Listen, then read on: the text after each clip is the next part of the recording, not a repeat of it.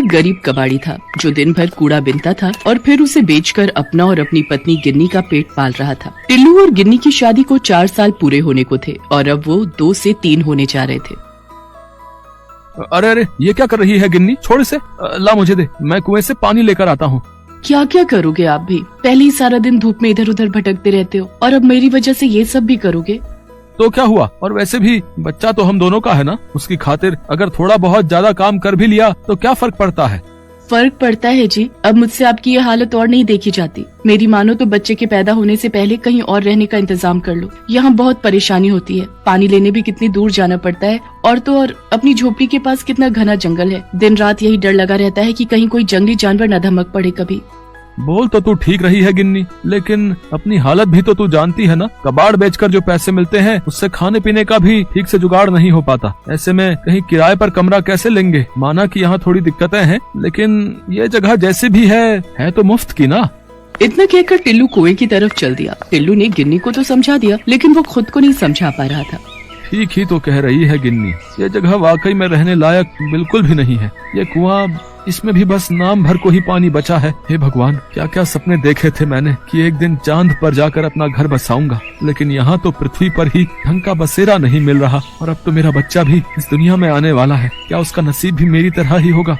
ये सब सोचकर टिल्लू की आंखों में आंसू आ गए और वो कुएं के पास ही अपना सिर पकड़कर बैठ गया। असल में टिल्लू की झोपड़ी जिस जगह पर थी वो शहर से काफी अलग था, जहाँ सुख सुविधा के नाम पर कुछ भी नहीं था। कुल मिलाकर टिल्लू और गिन्नी बड़ी मुश्किलों में जी रहे थे, लेकिन अब सवाल उनके आने वाले बच्चे का था, तो टिल्लू को कुछ तो करना ही था। नहीं, ऐसे तो काम नहीं चलेगा, लेकिन मैं करूँ भी तो क्या? हे भगवान, मुझे कोई रास्ता दिखाइए। टिल्लू हाथ जोड़कर भगवान से प्रार्थना कर ही रहा था कि तभी उसे किसी के दर्द से कराहने की आवाज सुनाई दी। टिल्लू उस आवाज की तरफ बढ़ा तो सामने एक बड़ा सा कूड़े का ढेर था, जिसे कुछ देर पहले ही शहर से आई हुई एक गाड़ी वहां डाल कर गई थी। आवाज तो इधर से ही आ रही थी, लेकिन यहाँ तो बस ढेर सारा कूड़ा। लगता है मेरा वहम होगा, मुझे चलना चाहिए। नहीं, रुक जाओ, मेरी मदद करो, मैं यहाँ हूँ। अब यहाँ पर इस कांच की बोतल में बंद हूँ मैं। इधर देखो, मेरी तरफ देखो। टिल्लू ने पलटकर देखा तो वाकई उसके सामने कूड़े के बीच एक कांच की बोतल पड़ी थी। टिल्लू ने उस बोतल को उठाकर देखा तो उसे अपनी आंखों पर यकीन नहीं हुआ। ये सब क्या है? मैं कोई सपना तो नहीं देख रहा? तुम तो एक परी जैसी लग रही हो। हाँ, मैं एक परी ही हूँ और तुम कोई सपना नहीं देख रहे। ये सब सच है। मुझे एक दुष्ट जादूगर ने इस कांच की बोतल में कैद कर दिया है। इस बोतल के अंदर मेरी शक्तियाँ काम नहीं करती। तुम भले इंसान लगते हो, मेरी मदद कर दो, मुझे इस बोतल की कैद से आजाद कर दो। लेकिन मैं तुम्हें इस बोतल से बाहर कैसे निकालूं? क्या मैं इसे तोड़ दूं? नहीं नहीं, ऐसा मत करना। अगर इस बोतल को तोड़ दिया तो मैं जिंदा नहीं बचूंगी। मुझे इस बोतल से आजाद करने के लिए तुम्हें पहले उस जादूगर के जादू को तोड़ना होगा। लेकिन मैं ये कैसे करूँगा? बहुत आसान है, बस तुम्हें इस बोतल को अपने हाथों में लेकर जोर से रगड़ना होगा और फिर इसका ढक्कन खोल देना। ऐसा करते ही मैं खुद ब खुद इस बोतल से बाहर आ जाऊंगी। क्या बस इतना ही? तो लो, ये तो मैं अभी कर देता हूँ। टिल्लू ने ठीक वैसा ही किया जैसा उस परी ने कहा। उसने पहले कांच की बोतल को अपने हाथों से रगड़ा और फिर उसका ढक्कन खोल दिया और इसके साथ ही वो परी उस बोतल से बाहर आ गई। तुम्हारा बहुत बहुत शुक्रिया। तुम नहीं जानते तुमने मुझ पर कितना बड़ा एहसान किया है। नहीं नहीं, ये तो बहुत आसान था। ये काम तो कोई भी कर सकता था। नहीं, हर कोई नहीं कर सकता था। उस दुष्ट जादूगर का जादू बस वही इंसान तोड़ सकता था जिसका दिल साफ हो, जिसने कभी किसी का बुरा ना किया हो और जो अपने परिवार से बहुत प्यार करता हो। तुमने मुझे उस बोतल से आजाद करके ये साबित कर दिया कि तुम एक बहुत अच्छे इंसान हो और इसके लिए तुम्हें इनाम तो मिलना ही चाहिए। मांगो, तुम जो मांगोगे मैं तुम्हें दूंगी। कुछ भी मतलब मेरा मतलब है कि तुम मेरी कोई भी इच्छा पूरी कर सकती हो। हाँ, एक बार बोल कर तो देखो।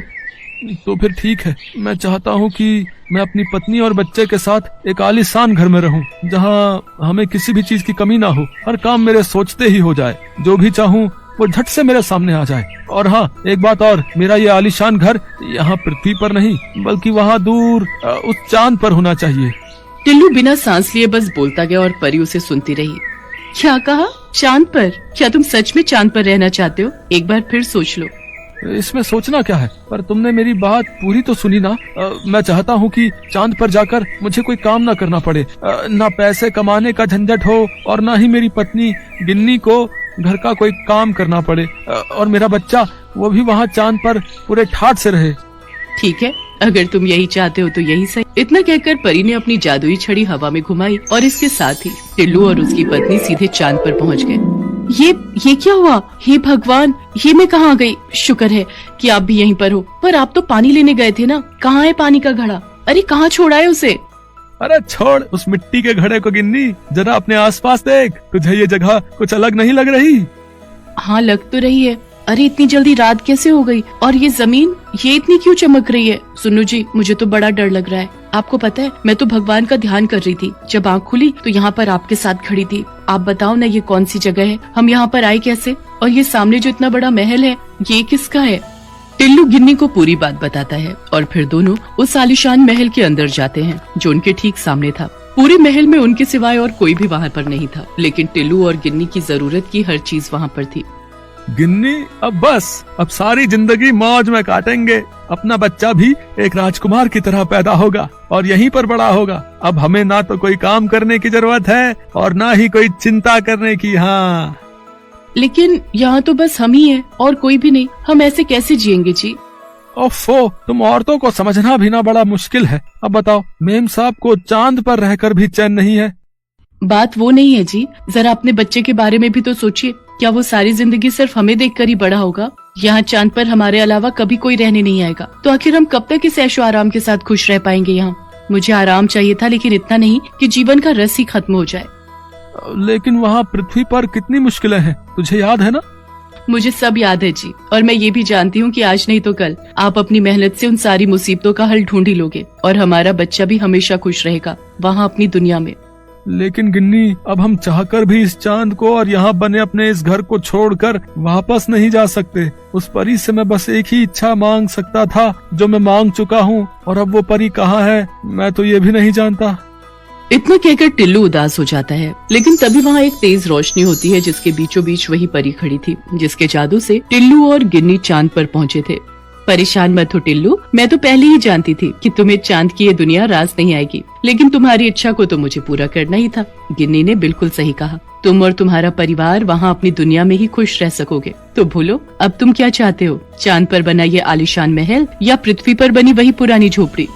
टिल्लू और गिन्नी ने एक दूसरे की तरफ देखा और फिर फौरन पृथ्वी की तरफ इशारा कर दिया। उनके ऐसा करते ही परी ने अपनी जादुई छड़ी घुमाई और उसके साथ ही टिल्लू और गिन्नी वापस पृथ्वी पर पहुंच गए। लेकिन इस बार काफी कुछ अलग था। टिल्लू की टूटी फूटी झोपड़ी की जगह पर एक छोटा लेकिन पक्का मकान था। पास में ही एक खेत था जिस पर हरी भरी फसल लहरा रही थी। साथ ही साफ पानी से भरा हुआ एक कुआं भी था जो टिल्लू के घर के बिल्कुल नजदीक था। टिल्लू के लिए ये सब उस परी ने ही किया था और ये बात टिल्लू और गिन्नी भी समझ चुके थे। दोनों ये सब पाकर बहुत खुश थे क्योंकि आखिरकार उन्हें अपना सपनों का घर जो मिल गया था।